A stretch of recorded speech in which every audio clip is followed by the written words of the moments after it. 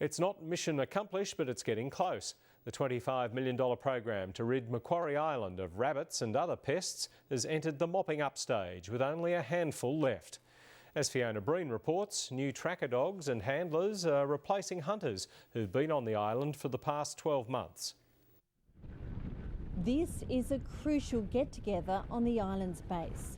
Some of these hunters and dog handlers are heading home after 12 months on a track and kill mission searching for rabbits. We've had some fun and some serious time. We've caught 3 rabbits and had a real ball. Over that time, they've caught 13. Set some traps and got that rabbit successfully, and it was fantastic for the dogs to finally have a fresh rabbit as well, not something that's been pulled out of a freezer. A massive aerial baiting program 12 months ago decimated the rabbit population and appeared to kill all the rats and mice. Seabirds were the unintended victims, with the number of dead now at nearly 1,500. It's now estimated between 3 and 6 rabbits remain. No one's seen one since November. We've spent an enormous amount of time and money to get to this point, and we're progressing really well. So it's just critical now that we don't let the pressure off those few surviving rabbits and give them a chance to breed up again. The hills once stripped bare by rabbits are starting to bloom. There has been talk that the hunters might get pulled out a year early, but that's unlikely. Every rabbit must be caught for the program to be successful, and for Macquarie Island to return to the wildlife sanctuary it once was. Fiona Breen, ABC News, Macquarie Island. There may be a setback to the multi-million-dollar program to eradicate pests plaguing Macquarie Island. Mouse droppings were found in a shipping container as cargo was being unloaded. The discovery brought the massive annual resupply of food and equipment to a day-long halt. There was an extensive search on land and on the ship Aurora Australis. Poison baits were also laid around the entire station, but there's been no sign of the stowaway mouse. We're at a stage where we haven't confirmed mouse eradication from last year's baiting, but things are looking really promising. So any risk of a mouse getting onto the island risks undoing all of the work done so far on eradicating mice. In the future, the Antarctic Division will consider using a detector dog to check for rodents before cargo leaves its Hobart depot. There's an amazing transformation taking place halfway to the Antarctic on the World Heritage listed Macquarie Island. A pest eradication program coordinated by Tasmanian Parks and Wildlife appears to be succeeding. Hills once devastated by a plague of 150,000 rabbits are recovering and more seabirds are nesting. Fiona Breen is on Macquarie Island. Across the island, there's strong evidence the $25 million eradication program is already successful. Hillsides once covered in eroding rabbit burrows are blooming.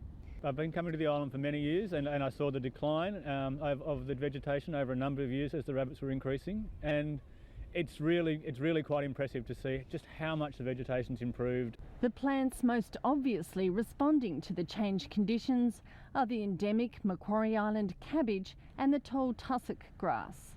Leaves normally nibbled to their base are now in full bloom and seedlings litter the landscape. It's just vegetation growing everywhere. Even on the plateau where I haven't seen cabbage plants before, they're just starting to shoot up now, so it's been a real surprise for me. For many of the regular expeditioners, it's an amazing change and a welcome sight. It's really exciting because my job hasn't been all doom and gloom like it has been in the past, so it's really satisfying and encouraging. With new growth comes new wildlife. More seabirds are nesting and successfully breeding. Biologists report seeing higher numbers of chicks in the past 12 months than they've seen in years. Fiona Breen, ABC News, Macquarie Island. Macquarie Island's reputation as a wildlife sanctuary is on the way back. A massive pest eradication program appears to be succeeding, with the flora and fauna returning. Fiona Breen is on Macquarie Island. King penguins are one of the species of seabirds unaffected by the massive pest eradication project. In fact, numbers are thriving around the island, particularly now that rats aren't taking any of their eggs. They're also well and truly recovered from the oil industry days, when they too were targeted by sealers. Biologists believe the numbers are probably higher than they were even before the oil industry. This population at Green Gorge is particularly healthy. There are hundreds of fluffy brown chicks. It's another success story in the complicated history of this wildlife sanctuary halfway to Antarctica. Fiona Breen, Green Gorge, Macquarie Island.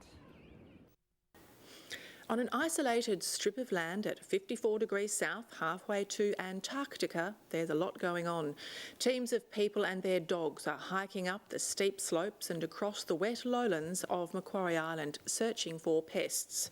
Sometimes colonies of penguins, elephant seals or seabirds are their only companions. One team has finished up, another has just begun. It's a difficult job in a challenging environment, but most find it hard to leave, as Fiona Breen reports. It's a bittersweet handover. After nearly a year working together across Macquarie Island, some tight partnerships are being broken. Sit. Good. Not looking forward to leaving this fella behind, but... Gary Bocock, or Doggo as he's known on the island, will be leaving behind his terrier Tamar. We've had some fun and some serious time. We've caught 3 rabbits and had a real ball. A veteran hunter and dog handler, he's a senior member of the Macquarie Island Pest Eradication team. He joined just before a massive aerial baiting program and has spent the past 9 months walking the length and breadth of the island, searching for the remaining rabbits. Found another fresh dead one, and you know what it's all about, and the excitement of the chase and the rabbits and everything, and yeah, they know what it's all about. It's the end of the team's role in the project and time to say goodbye to their companions. He's a small dog, but he has small man's disease. He sort of thinks he's the boss all the time, and he will snap at the other dogs, but they sort of tolerate him because he's small. Yeah. But his general nature is pretty friendly.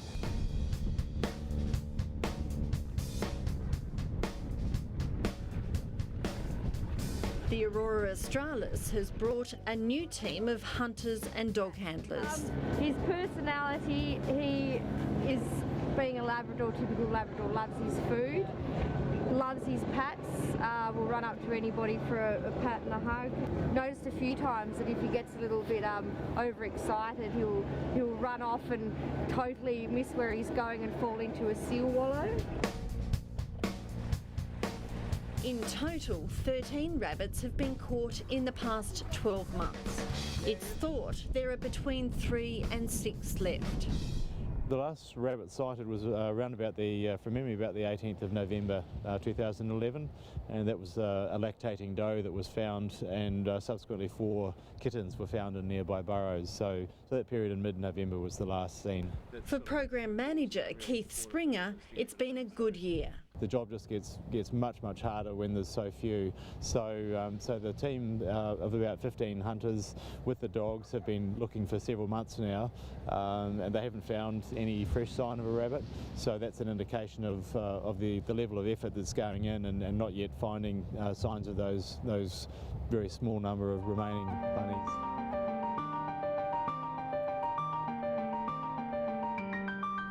Long known for its rugged beauty and amazing wildlife, Macquarie Island's reputation has taken a battering over the past decade. The hills were badly eroded by a plague of rabbits, and its wildlife harassed by rats and mice. It appears the eradication program has stopped an ecological disaster in its tracks. There's been remarkable ecosystem recovery on the coastal slopes and inland areas on the island. What we're seeing is sites that have been grazed heavily in the past are coming back. There's vegetation on them. And other areas, the tussocks are coming back quite extensively, and they're very difficult now to walk through. So it's wonderful to see that. Ecologist Dana Bergstrom has been visiting the island for 30 years. In the 6 months since her last visit, it's visibly changed. The very large plants are coming back. What's called Stilbocarpa pilaris, this is known here as Macquarie Island cabbage. we're seeing a lot of seedlings. It's a megaherb, and another megaherb, the pleurophyllum, is a large daisy. We're seeing many seedlings of those all over the island. The short grasses, Agrostis magellanica, we're now seeing fields in massive flowering states, which is really, really exciting. There have been unintended victims of the eradication project. 1,500 seabirds have died from eating bait-ridden rabbit carcasses. The dead birds include 380 rare northern giant petrels and 21 endangered southern giant petrels. No species has been wiped out. While many found the deaths hard to deal with, most on the island believe the long-term benefits outweigh the casualties. It appears there's more birds nesting. Bree Hunter has been monitoring seabirds. The amount of burrows of certain species has increased. Before they were only known on certain areas of the island, so the number of sites is increasing. The density of burrows within the sites that were already there is increasing, and also just the breeding productivity is increasing. So more chicks, and more chicks are fledging, whereas in the past most of the eggs failed or they're predated upon by rats.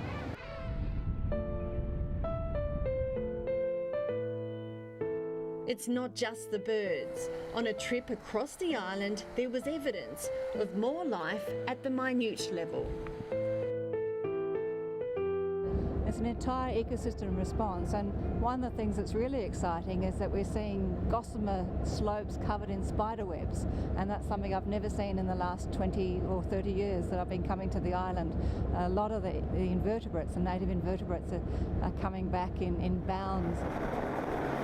Not long after the dog handover, all the good work looked to be in jeopardy. Mouse droppings were found in a container dropped on the island during the resupply. Keith Springer was halfway down the island when the bad news came through. And our priorities will be to ensure that we do the appropriate quarantining processes to avoid any survival of mice on the island. At the station, the resupply was stopped, and dogs searched the ship and the station for mice. Well, we're at a stage where we haven't confirmed mouse eradication from last year's baiting, but things are looking really promising. So any risk of a mouse getting onto the island risks undoing all of the work done so far on eradicating mice. So it poses a risk to the success of the project. No more rodent evidence was found. It was a reminder to the new eradication team about just how important their job is. It'll be a tough job though for this team, trying to track down such low numbers. In any month, they'll each spend 28 days out in the field searching. Despite the apparent success so far, the eradication program won't ease up. Another group of hunters will follow this one next year until every last rabbit is caught. There's optimism that all the effort and all the money spent will be worth it, and Macquarie Island will once again become the flora and fauna sanctuary it once was. For one man who spent so much time on the island, it's a sad goodbye, but he's happy to be leaving on a good note. As human beings, we stuffed this up, and now, as human beings, we're fixing it up, which is really good. And to be part of that is really neat.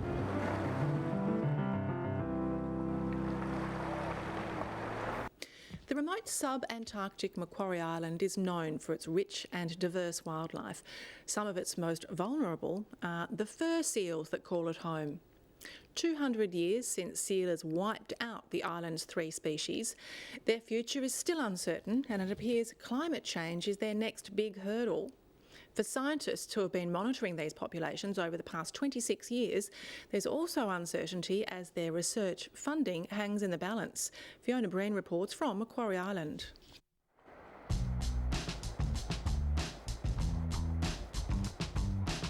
The trek to fur seal breeding grounds on Macquarie Island is steep and precarious. It's a daily journey fur seal researchers have been taking every summer for 26 years. We spent 6 months here. Yeah, you know every rock, you know each animal individually, and you pick out favourites. He's been observing behaviour, counting pups and tagging new arrivals. Some are quite patient, some not at all. Some are quite playful and some not at all. This beach in particular, this area, has a lot of quite playful juvenile subantarctic animals, and it's been great to just interact and watch them in the pools playing. It's the end of breeding season, so most of the seals have left the island. But even at its peak, the population is a fraction of what it was 200 years ago. The first pup born since sealing was born in 1954-55, and between then and the early 1970s there are only between 1 and 5 pups born. In the late 1700s, fur seals on Macquarie Island became victims of a fashion fad. It was a luxuriant coat. They've got 2 layers of hair, a fine underfur which is incredibly dense, and was very, very valuable. Incredibly valuable item used for all sorts of clothing, garments, hats, gloves. Sealing teams collected 200,000 skins. They really hit the jackpot when they came here, and they unloaded men and supplies immediately to start sealing straight away, and then headed back to Sydney and loaded up with more supplies and men. And then it only took them about 10 years to completely wipe out the fur seal population here. They're protected by Macquarie Island's World Heritage status and are still one of its most vulnerable animals. When I started the work here started coming down here in the mid-80s, there were about 30 pups born, and this season we've had about 260 pups born. So it's been a slow recovery, about a 6% increase per year over that time. Scientists say there's little doubt that the population will continue to slowly recover, but the next big unknown is climate change. Warming oceans are also having a negative effect on breeding success and growth rates. These animals are incredible at integrating information about oceanographic and climate change. So we're seeing major fluctuations in breeding success and diet associated with very subtle changes in ocean temperature in the main feeding grounds. And so that's proven to be an incredible time series. We've now got 25 years of data showing that. Another population challenge was thrown up by a unique adaptation to their dire circumstances. The island's 3 different species, the Antarctic, subantarctic and the New Zealand fur seals, started interbreeding. Molecular work that we've done has identified that back in the early 90s we had hybridisation levels of over 30%, and over the last 15 or so years that's reduced down to about 17%. Even with 260 pups this season, their future continues to hang in the balance. It wasn't hugely increased on last year, and that's alarming. There's a correlation between food availability and it's mixed in with climate change, and it's so dynamic. We want to know what's going on. Scientists are worried they might not find out. Future funding is uncertain. Under a new system, all scientists have had to reapply for Antarctic Division grants. The fur seal team say their application has inexplicably been ranked lower than previous years. It's one of the longest running vertebrate monitoring programs in the Southern Ocean and Antarctica, supported by the Australian Antarctic Division. And we think it's an incredibly valuable project. We'd like to see it continued, but I guess in that sense we're hanging in the balance a bit here at the moment whether or not we're going to get future support to keep the program running.